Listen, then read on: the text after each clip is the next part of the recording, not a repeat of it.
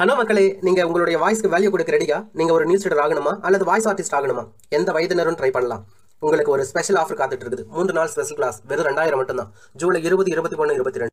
இப்போதே ஸ்கிரீன்ல தெரியுற நம்பருக்கு ஃபோன் பண்ணி ரெஜிஸ்டர் பண்ணிக்கோங்க. நன்றி. சேலம் அண்ணா பூங்கா அருகே வைக்கப்பட்டிருந்த மறைந்த தமிழக முன்னாள் முதலமைச்சர் கருணாநிதியின் வெண்கல சிலை மீது பெயிண்ட் பேசப்பட்ட சம்பவம் பரபரப்பை ஏற்படுத்தியிருக்கிறது. சிலையின் கை கால் பகுதிகளில் கருப்பு பெயிண்ட் தூவி அவமதிக்கப்பட்டது இன்று அதிகாலை தெரிய வந்தது. இதனையடுத்து அந்த பகுதியில் கடும் பதற்றம் நிலவியது. திமுக ஆதரவாளர்கள் சிலர் கண்டனம் எழுப்ப காவல்துறையினர் சிலைக்கு அருகில் பாதுகாப்பை அதிகரித்துள்ளார்கள்.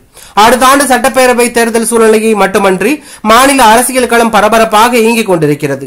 திமுக, அதிமுக உள்ளிட்ட முக்கிய கட்சி தலைவர்கள் பரப்புரை தீவிரமடைந்த நிலையில் இந்த சம்பவம் திட்டமிட்டு நடத்தப்பட்டதா அல்லது தனிநபரின் செயலா என்பதற்கான கேள்விகள் எழுந்து வருகிறது. சம்பவம் தொடர்பாக கண்காணிப்பு கேமராக்கள் பரிசோதிக்கப்படுகின்றன. சிலையில் பெயிண்ட் வீசிய நபர்களை அடையாளம் காணும் பணியில் போலீசார் ஈடுபட்டுள்ளார்கள். குற்றவாளிகளை விரைவில் கைது செய்ய நடவடிக்கை எடுக்கப்படும் என அதிகாரிகள் தெரிவித்துள்ளது பரபரப்பை ஏற்படுத்தியுள்ளது.